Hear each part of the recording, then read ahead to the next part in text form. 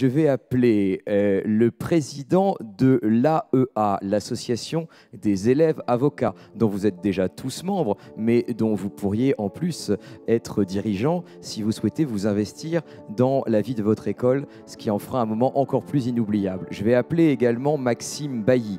Maxime Bailly est le 9e secrétaire de la conférence pour l'année 2018 et à ce titre, il est chargé de l'organisation de la petite conférence et il est légitime que dès qu'on parle de la conférence, la musique évidemment devienne encore plus rock'n'roll parce que la conférence c'est vraiment rock'n'roll. Et puis ensuite, toujours très rock'n'roll, Benjamin Pichot, qui est membre du Conseil de l'Ordre et responsable de la formation et qui va nous expliquer un petit peu ce qu'il entend faire à l'EFB cette année. Alors, on va commencer avec Benjamin.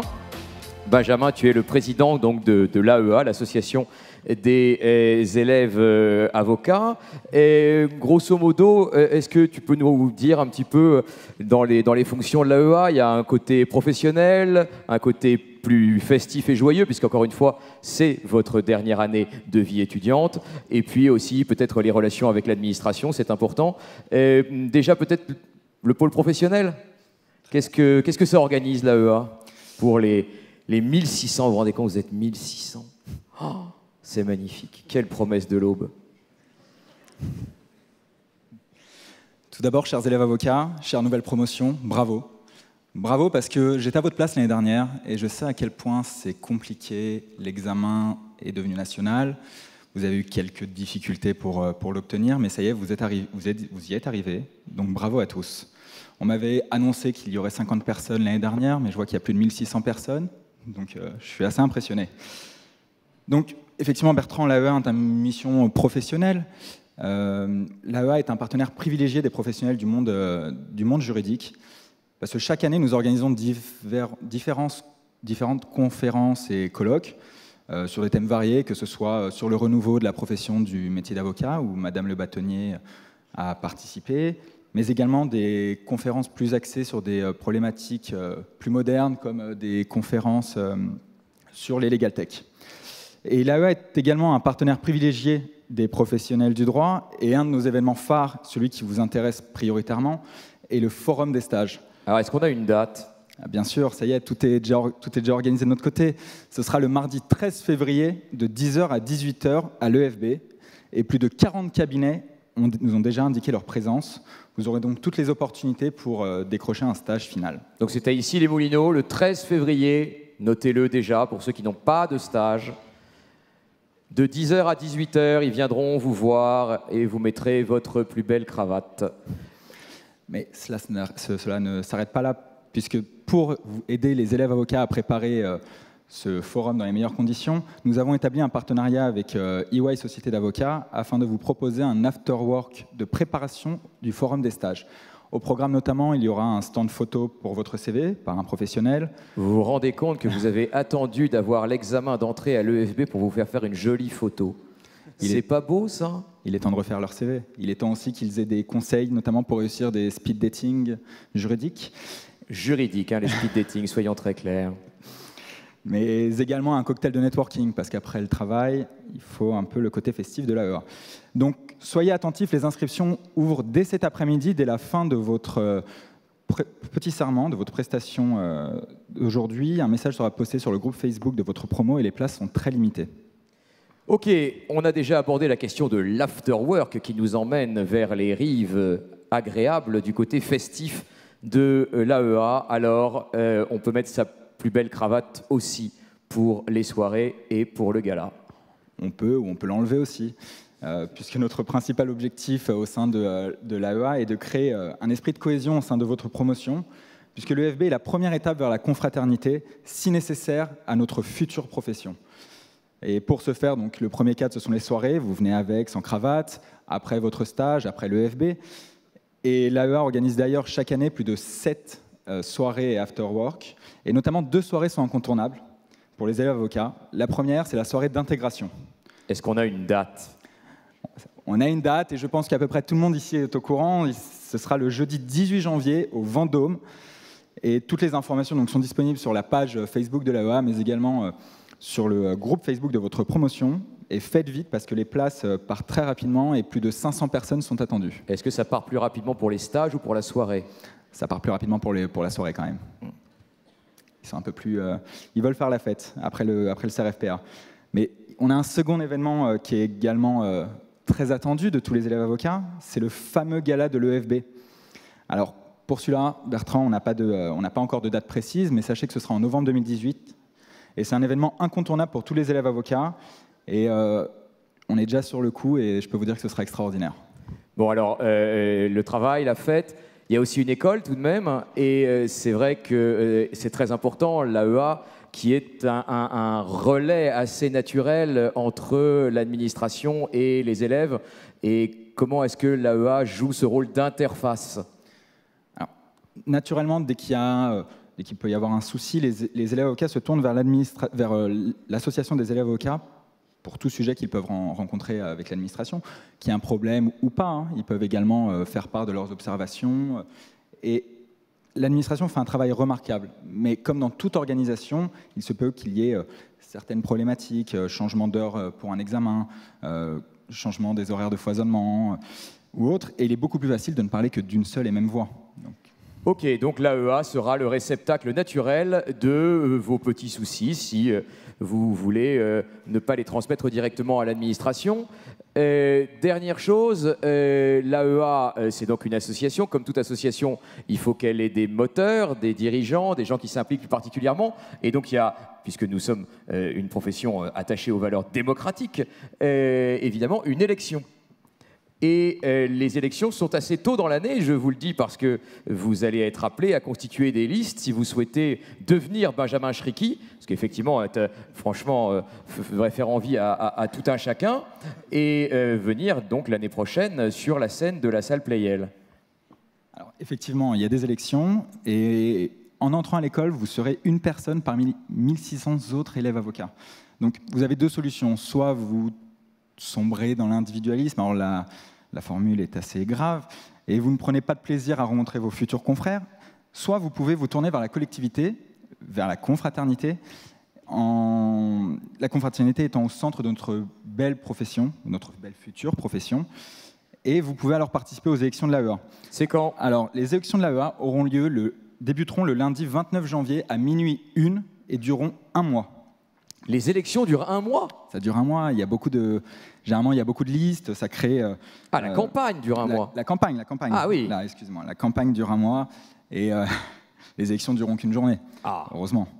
Mais la campagne dure un mois et l'ambiance à cette époque est exceptionnelle à l'EFB, puisque vous animerez à travers vos listes, vous ferez des soirées, des petits déjeuners, des événements, et c'est un moment vraiment festif et inoubliable. Donc, après 5 ans de fac, ce sera le moment où vous aurez l'impression d'intégrer un lieu de vie, de chaleur, où tout le monde se connaît, un lieu de sympathie, et vous aurez un esprit de promo qui se créera grâce à cette campagne. Merci beaucoup, Benjamin. Effectivement, il y a deux façons de vivre son EFB. Soit on rage sur Twitter, soit on s'implique, et je pense qu'il vaut mieux s'impliquer.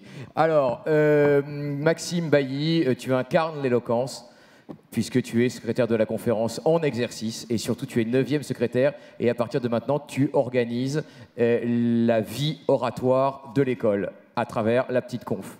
Alors exactement, bonjour à tous, bonjour à toutes, mesdames, messieurs, mesdemoiselles, mes chers confrères, mes petits poussins. Alors, maîtriser l'art oratoire, oui, être intimidé par une salle de 2000 1600 personnes... dans une couvée. Plus les invités. Plus les invités. Enfin, ça, c'est une vieille couvée. Donc parler devant vous m'intimide également, mais je vais vous présenter la petite conférence et tout d'abord les félicitations de la conférence des avocats du barreau de Paris pour avoir réussi le CRFPA et être là aujourd'hui avec nous. Alors la petite conférence, c'est un tremplin vers la conférence. Mais qu'est-ce que la conférence? C'est 12 avocats qui, pendant un an, vont se dévouer corps et âme pour la défense pénale de ceux qui n'ont pas d'avocat. Et pourquoi la petite conférence est importante? Parce qu'elle va vous permettre de cultiver votre amour du verbe, de la langue française, mais aussi de la conviction. Cette conviction qui ne devra pas vous lâcher un seul instant, quelles que soient vos fonctions au sein de votre cabinet, cette conviction qui devra être la vôtre, chevillée au corps quand vous défendrez votre client.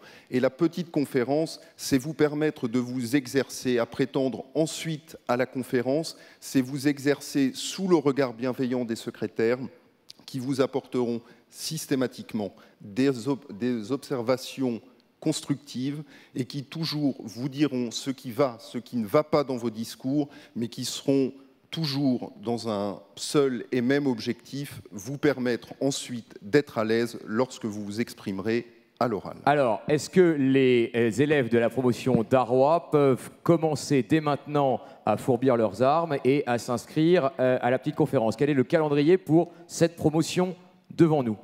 Alors, j'ai l'extrême honneur de vous annoncer que le concours qui vous concernera débutera le 8 mars 2018 à 20h30. Je ne peux malheureusement pas vous dire si le concours débutera à l'auditorium de la Maison du Barreau ou à la Bibliothèque de l'Ordre, mais en tout cas, c'est le 8 mars 2018, avec un affichage des sujets 15 jours à l'avance. Je précise pour les inscriptions, parce que ça s'arrache, vous pensez bien, avoir des secrétaires dans la conférence, c'est un privilège, et puis ça, voilà, c'est passionnant. Surtout qu'avec vous, ils sont gentils, et c'est rare. Très rare. Et l'inscription se fait par le mail de l'AEA.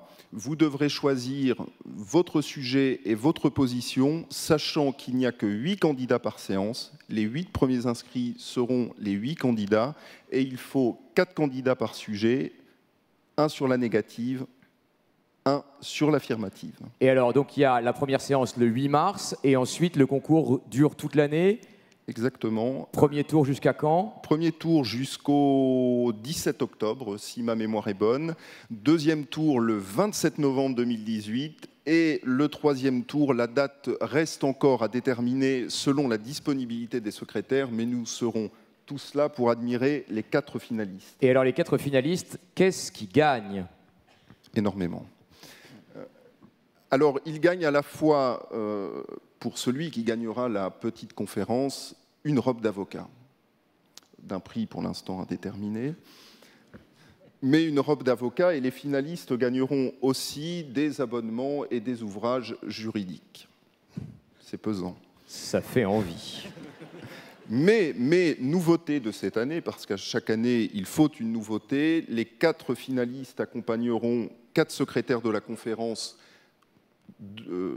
2018, puisque nous sommes la promotion 2018, au cours de leur permanence devant la chambre correctionnelle, devant également le juge d'instruction et puis également lors éventuellement des gardes à vue. Alors ça, c'est une grande nouveauté, je l'apprends avec vous et je trouve ça fantastique. L'opportunité que vous avez, élève avocat, de passer une journée avec un secrétaire de la conférence est quelque chose qui sera pour vous peut-être une découverte, peut-être un accélérateur, mais en tout cas un moment totalement inoubliable. Donc rien que pour ça, passer la petite conférence, et puis de toute façon, après tout, 100% des gagnants ont tenté leur chance, et donc il n'y a qu'une seule façon de ne pas la voir, c'est de ne pas la passer. Donc véritablement, il n'y a aucune bonne raison de ne pas passer la petite conférence. Tu veux dire encore quelque chose? Oui, en guise de conclusion, je vais vous parler de moi et pour une chose. J'ai un regret dans ma vie, ne pas avoir passé la petite conférence. Peut-être est-ce pour cela qu'il m'aura fallu 3 tentatives pour être enfin élu secrétaire. Donc si vous voulez vous donner une chance supplémentaire, si vous aimez la conférence et vous allez l'aimer, alors venez nous voir, même en spectateur, mais aimez-nous et aimez la petite conférence. Voilà, donc c'est une sorte d'amour collectif auquel on vous invite d'une façon générale cet après-midi.